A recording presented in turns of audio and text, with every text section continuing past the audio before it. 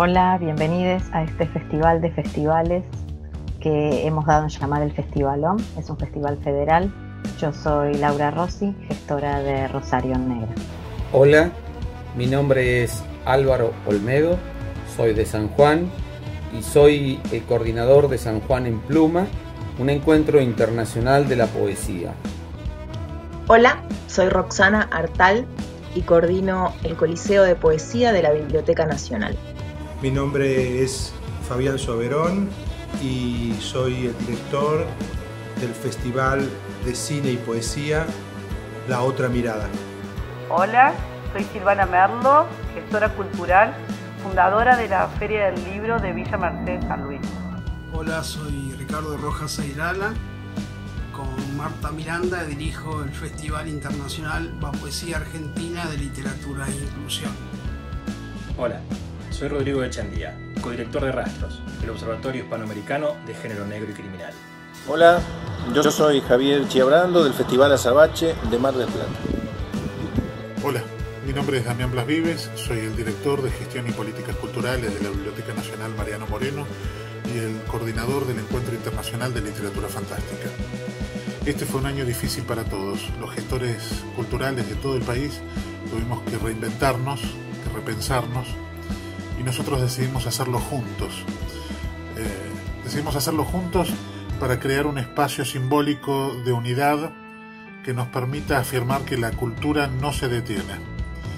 Los dejo con el último de nuestros colegas que va a dar inicio a este festivalón. Ojalá lo disfruten.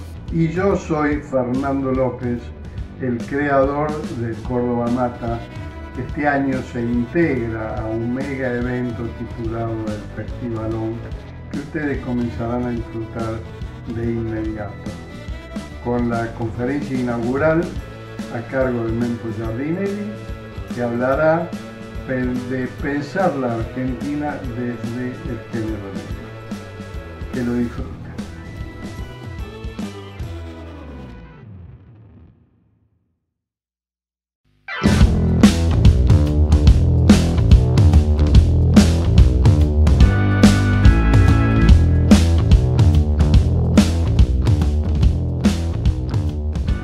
Buenas, ¿cómo les va? Espero que estén todos muy bien. Yo me siento muy honrado de tener la ocasión de inaugurar este encuentro de género negro, de novela negra, de literatura negra.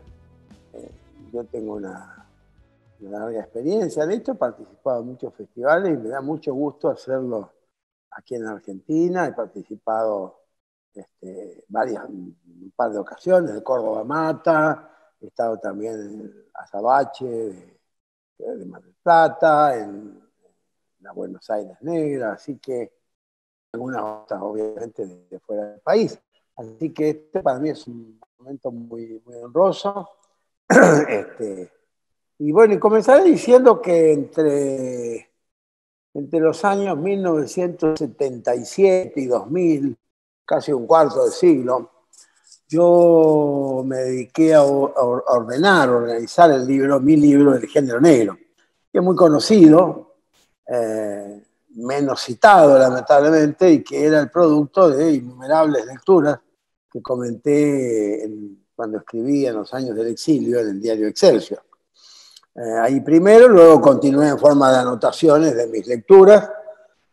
Este libro se publicó por primera vez en 1984 bajo el sello editorial de la Universidad Autónoma Metropolitana de México y empezaba señalando que por entonces aparecían unos 2000 nuevos títulos cada año.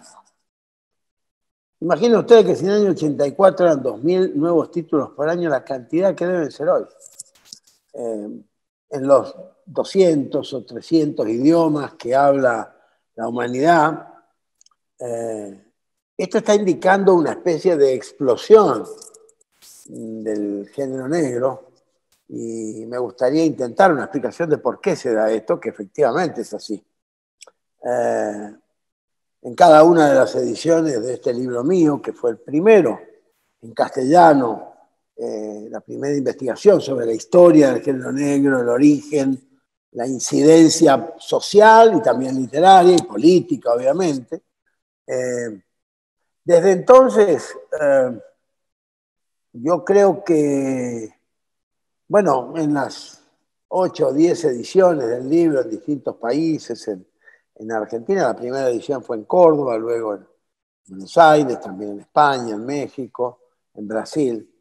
La idea me parece que venía de una original propuesta de los directores, por un lado del diario Excelsior de México, donde yo trabajé durante casi 8 años en el exilio, y también de uno de los directores, prácticamente era un gran personaje entrañable, Enrique Louvet, que era el editor de la revista del CONACYT. El CONACYT en México es como el CONICET en Argentina.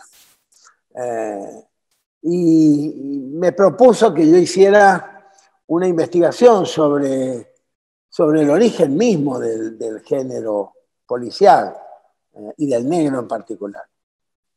Bueno, yo tenía mis lecturas, tenía una colección bastante interesante y al mismo tiempo, como yo hacía una columna semanal en el diario, me puse a atar cabos y me fui dando cuenta de que en realidad sí había un origen anterior en el género negro norteamericano y que era casi una relación directa y que superaba los análisis históricos de la novela policial. Novela policial hubo dicen que hace 2000 años en China ya había novelas policiales, no me consta, pero por lo menos a partir de Gaboriau, de Poe, de Conan Doyle, el siglo XIX es el siglo, digamos, donde se instala la novela policial, que llamamos clásica, pero la novela negra, que empezó en los años 20, hace exactamente un siglo en los Estados Unidos, y que creo que todo el mundo, todos y todas estamos de acuerdo en que el iniciador fue Dashiell Hammett, con esa extraordinaria novela Cosecha Roja, Red Harvest, que es una novela en la que casi sin narrador lo que hay es una acción pura y una violencia callejera extraordinaria. La novela de Hammett tuvo una extraordinaria repercusión y a partir de ahí, bueno, se empezó a hablar de una novela que primero se llamaba de crimen y misterio. El concepto de novela negra vino después. En realidad se dio ya en la entreguerra, creo que fue hasta fines de los años 30, comienzo de los 40, en Francia. El editor y traductor Marcel Duhamel de la editorial Gallimard, que todavía existe, creó la série noire, es decir, la serie negra. Y ahí, digamos, marcó la negritud de este género. Pero cuando a mí me encargaron esto ya se sabía. Lo que se trataba de indagar, y que creo que felizmente pude establecerlo, eran los vínculos que tenía la literatura negra norteamericana contemporánea, es decir, la que iba a partir de Cosecha Roja del año 24 hacia nuestros días, ¿dónde anclaba? Y el anclaje era, evidentemente, primero lo fui descubriendo por identidad y por cercanía textual. Era la literatura del Far West, la literatura del oeste norteamericano, de la conquista del oeste, que es una literatura que fue siempre muy despreciada por las academias norteamericanas, una literatura eminentemente popular, que se publicaba incluso en revistas, se las llamaban las Dime Magazine. Dime son los 10 centavos de dólar, es decir, era un papel de lo más ordinario, y que llegaron a tener una extraordinaria popularidad. Y donde aparecían todos autores no consagrados, autores nuevos, digamos, autores, autoras, muchos con seudónimos, pero que escribían básicamente cuentos y que establecen una literatura completamente original, narrando episodios del oeste. Entre esos autores, a mí siempre me interesó, yo lo había leído y me interesó mucho, y ahí empecé a darme cuenta de uno es Thane Gray, autor de varias novelas, una de ellas Al oeste del Pecos, que es una maravilla, y otras más, Y también, bueno, una serie de autores, O. Henry, que fue uno de los grandes cuentistas norteamericanos del siglo XIX, podría meterse también ahí a Ambrose Bierce. Es decir, luego aparecen otros menos conocidos, pero que son trascendentes, como Frank Gruber, por ejemplo. Frank Gruber fue uno de los primeros guionistas de Hollywood del cine mudo, que eran películas del oeste. Y eran películas que tenían muchos de los ingredientes que luego vamos a ver repetidos en el género negro. Es decir, el género del oeste tiene todos esos ingredientes que luego recoge el negro, mucho más que la literatura policial clásica de Conan Doyle, o estos autores. En realidad, el género negro, Hammond y quienes lo siguen, anclan mucho más en esta literatura del Far West. De alguna manera, también la negritud comienza a ser considerada en América Latina hace unos 40, 50 años, cuando Ricardo Piglia inicia y dirige una estupenda colección, ya desaparecida, que se llamó Serie Negra. Él toma el modelo francés de Duhamel y la llama la Serie Negra y la publica en la editorial venezolana Tiempo Contemporáneo. Ahí escribe Ricardo su famosa introducción a 5 relatos de la Serie Negra, donde explica la dificultad precisamente de una especie híbrida, ¿no? Sin límites precisos, decía él, difícil de caracterizar, en la que es posible incluir los relatos más diversos. Y una propuesta interesante que hacía Ricardo era tratar de ver esta literatura, esta nueva, joven literatura, más por lo que no es que por lo que es, decía él. Hay que analizar estos relatos por lo que no son. Y él empezaba diciendo, que me parece que era muy justo, dice, no son narraciones clásicas con enigma. Es decir, con lo cual rompía toda la idea de las novelas de crimen y misterio, donde el enigma había que resolverlo. Y además con toda esa impronta aristocrática, racista, que venía de la novela policial clásica británica, donde prácticamente siempre, desde Arthur Conan Doyle, siempre el criminal o el malo de la historia era un chino, un oriental, un africano, un negro, un zulú, o cosas por el estilo. Es decir, que eran los inmigrantes, de alguna manera indeseados, que llegaban a la Inglaterra victoriana. Esto, digamos, por un lado es el racismo, que hay que decirlo, y al mismo tiempo el enigma era una definición, pero que al género negro no le conviene, no le cabe exactamente. Creo que fuimos varios los que fuimos empezando a ver esto y darnos cuenta. Yo creo que uno de los aportes que hice fue que era pensar en el peculiar mecanismo de intriga que conlleva todo relato negro. Sí, es casi como un mecanismo de relojería involuntario, si se quiere. Bueno, se lo puede llevar el autor, sin duda. Pero digamos que es lo que va a determinar, digamos, va creando un ambiente realista en el que hay un cierto determinismo social, hay un lenguaje propio, que es brutal, que es descarnado, y sobre todo un lenguaje muy vivo que está en permanente evolución. La evolución del género negro es también la evolución del lenguaje en que se escribe este género. Además, es interesante que en el género negro comienza una etapa, además, de menor extensión de los textos. Las novelas negras originarias son breves. Dashiell Hammett y Cosecha Roja lo es. Casi toda la obra de Hammett es una obra de Alcón Matés, también son obras relativamente, novelas cortas, uno diría. Y también el cuento. Raymond Chandler comienza escribiendo cuentos. El cuento aparece como legitimado, uno de los grandes textos negros de To Have or To Have Not, el Tener o No Tener de Ernest Hemingway, es un cuento, del cual se ha hecho cine, del cual es un clásico, pero bueno, eso es un cuento. Esto también abría un espacio a las revistas, que eran los vehículos, digamos, en los que se instalaba, en los que estaba el género negro en su inmensa popularidad. Yo diría también que es una literatura, el género negro, que en sus mejores expresiones, yo diría, quema los ojos, es decir, quiebra las reglas temporales de los lectores. Deja de ser una literatura de sillón o de escritorio para convertirse en una pasión lectora. Una de las cosas más notables que tiene nuestro género es que produce desesperación lectora en sus mejores expresiones, ¿se entiende? Pero que son muchas, que es bastante parejo. El mecanismo de intriga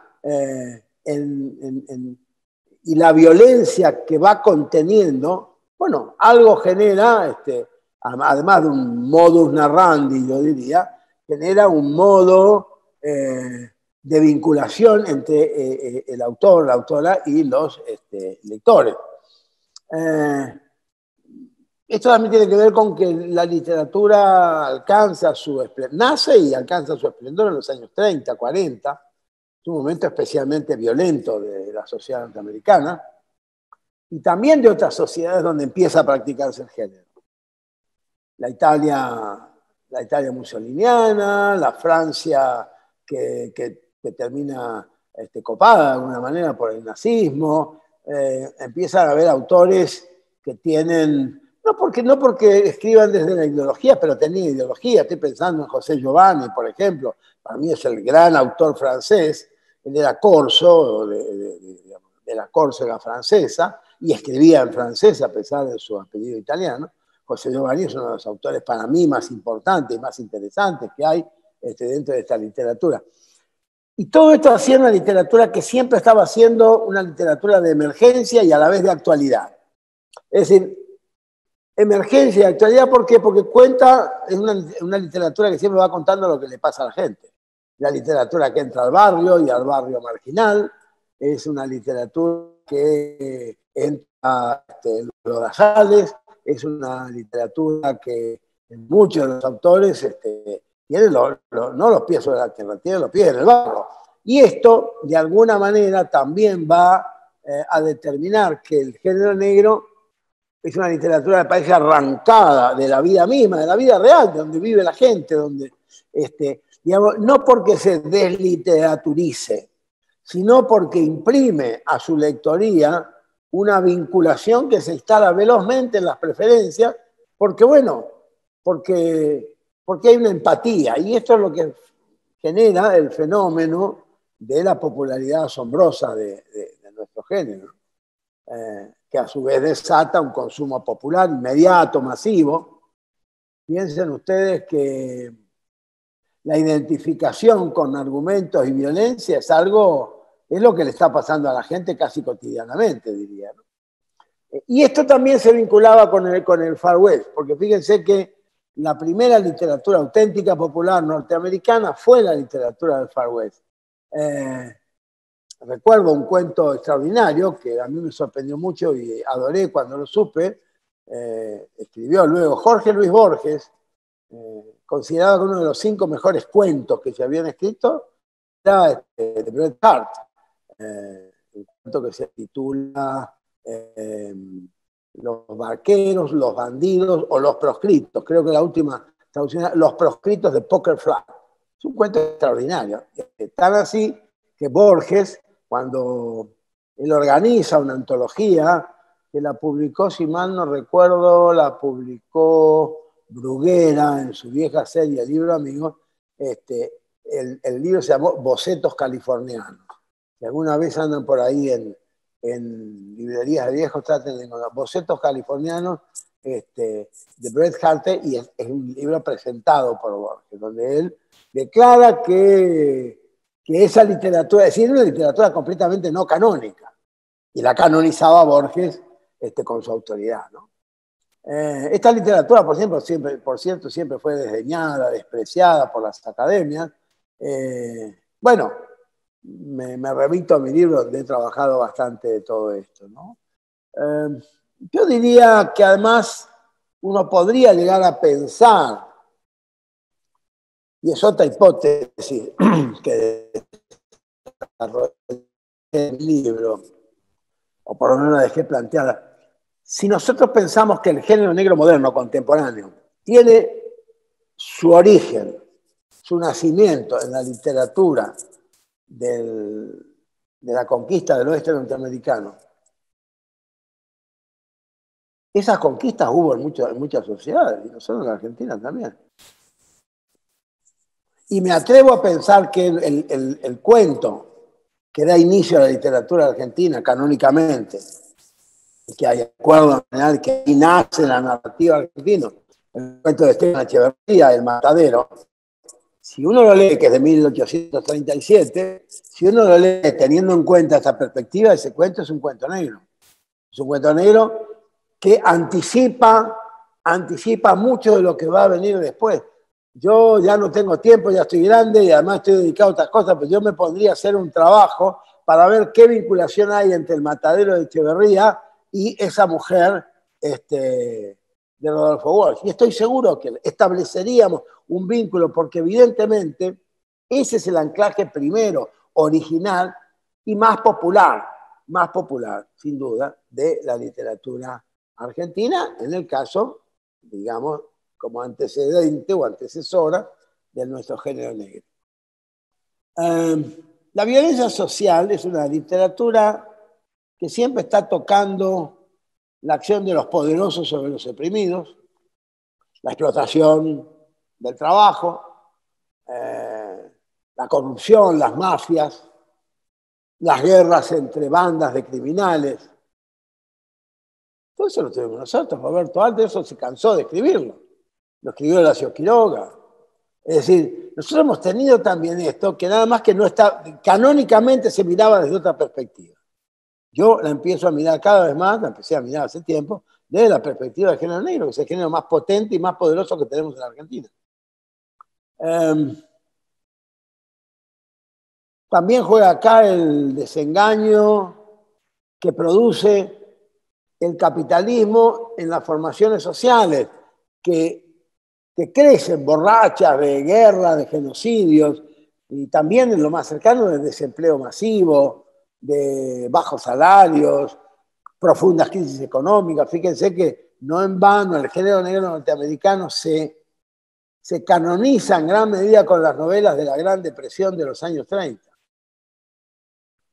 Mira, amigos, la crisis que estamos viviendo deja chiquita así a la crisis mundial del 30 que era norteamericana.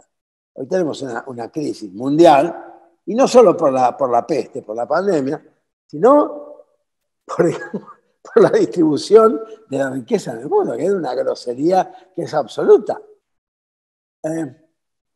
Yo creo que esto también es una forma de violencia social. No estoy muy al tanto de la última literatura que esté saliendo hablando de esto, pero pienso sí en muchos textos que tienen como base esto en la Argentina hoy. Estoy pensando en las novelas de Juan Diego Incardona, de Gabriela Cabezón Cámara, algunos textos de Mariana Enrique, de Eugenia Almeida. Es decir, claro que hay eso. Y uno lo lee y los lee como serie negra, alguna cosa de Selva Almada también. Es decir, ¿de qué hablamos cuando estamos hablando de literatura negra, de género negro hoy? De una cosa cuadradita, centralizada, encuadrada, no. Yo he escrito, sí, algunas novelas que algunos estiman en el género negro, como Luna Caliente, o Que solo se quedan los muertos, o El Décimo Infierno. Está muy bien. Pero la verdad es que yo no las escribí. Yo hoy me doy cuenta que no las escribí a conciencia de lo que esas novelas estaban tratando. En algunas la dictadura, en otras la corrupción. El caso claramente de El Décimo Infierno, que es la corrupción menemista, que no se la menciona, no se menciona nada de esto, pero es lo que está en el trasfondo. El barro que se pisa es ese. Y creo que esto pasa en muchos textos, ¿no? Pasó de alguna manera también en Osvaldo Soriano. ¿Qué es lo que hace a no habrá más penas ni olvido? ¿Qué es lo que hace lo que hace lo negro? Ya no digamos en su novela original, En Triste, Solitario y Final, pero en general hay una carnadura que me parece que es siempre la parte, no sé si decir oculta, pero la parte no elegante y la parte que la literatura la explota de otro modo. Pienso en novelas de Juan Martini, por ejemplo. En fin, habría que pensar en las novelas de Fernando López, de su inspector Lecoq, y tantos más, porque realmente sería injusto empezar a mencionar a uno y a otro, pero no puedo olvidarme alguna novela de Guillermo Orsi, las novelas de Miguel Ángel Morfino, que son 2 o 3 de ellas, por lo menos son emblemáticas, el formoseño Orlando Bambreda, ¿no? Que ganó el premio, creo que fue el último premio Messé que se hizo. Sí, son novelas donde digamos, los pies están en la tierra, están en el barro de la sociedad. Y el crimen, el delito, tiene otras características muy renovadas. El delito es parte del paisaje. Y el crimen es un modo de supervivencia y de condena. No quiero meterme en cosas especialmente contemporáneas, pero acabamos de pasar situaciones similares en la Argentina y las pasamos antes con la dictadura y las pasamos antes con la década infame y toda la historia argentina, hasta hoy, hasta esta semana, hasta la semana pasada. Pienso en Entre Ríos, pienso en Guernica, pienso en las huelgas gigantescas que hubo en nuestro país durante décadas. La lucha social en la Argentina es una novela negra. Esto creo yo, por lo menos. Lo digo con mucho respeto. Es decir, respeto desde el punto de vista de que esta literatura se atrevió lentamente a abarcarlo todo. Pocas literaturas tienen esta perspectiva, esta capacidad, esta posibilidad de abarcar un abanico social tan grande, tan grande. Aunque a lo mejor la médula del avance del texto sea un delito, un crimen, un asesinato, pero las investigaciones mismas dejaron de ser, como eran hace 120, 150 años, cosas matemáticas, exquisitas, con todo el respeto hacia Sherlock Holmes, que lo leí y me encantó siempre. Pero la literatura deja de ser un juego, o las fórmulas de Agatha Christie, incluso de Georges Simenon, que es otro de los autores que yo adoro. Pero fíjense que, por ejemplo, en el caso de Simenon, el texto que a mí más me importa de él, uno se llama El Negro, y eso es la menos policial de sus novelas. Menos policial en el sentido del género, pero es al mismo tiempo la más negra de todas sus novelas, se titula El Negro. Podría dar otros ejemplos de esto. Creo que es importante, no sé, debo tener poco tiempo, me pidieron una cierta limitación, así que me gustaría decir que también hay una reflexión que me parece importante hacia el final, y es esto que vengo de alguna manera tocando un poquito tangencialmente. Vivimos en un país y un continente que ha sido arrasado. Que ha sido arrasado no solo por dictaduras, bestialidades, torturas, sino también en términos sociales. Es decir, gente que a lo mejor no pasó bajo una picana eléctrica, pero la tortura de sus vidas y de sus familias ha sido permanente. Lo estamos pasando en la Argentina de la pandemia, donde se logró un triunfo electoral a través de una gran esperanza, una fuerte esperanza, y bueno, nos toca la pandemia, y yo estoy seguro de que va a surgir en la literatura de todo esto. Yo no la estoy escribiendo, no conozco muchos colegas que estén a lo mejor no lo dice, yo lo digo. Pero va a salir, y esta literatura, yo me permito imaginar que la literatura que va a salir en la pospandemia va a ser una literatura que necesariamente va a combinar todo esto. No va a haber un solo caso en el cual se narre el itinerario, la peripecia de una persona. Hoy cada persona es una persona en acción social mucho más que antes. Aún el chorro, aún el policorrupto. Y estamos llenos de chorro y llenos de policorrupto, pero, o el mercader el mercader narco. Pero en todo esto empieza a haber una especie, creo yo, ¿no? Una especie de escenario, de coro, en el cual me da la impresión, no es un vaticinio, tampoco tengo por qué adivinarlo, pero yo tengo la intuición de que las circunstancias políticos sociales de la Argentina, pero también de Chile, de Brasil, ni se diga, de Colombia, como está hoy Colombia, de Bolivia después del arrasamiento de la democracia. Es decir, yo creo que vamos a encontrarnos con una literatura mucho más negra de lo que se esperaría en términos académicos o canónicos. Y a mí me alegra mucho eso, porque la literatura, para mí, siempre ha sido la vida por escrito. Muchísimas gracias.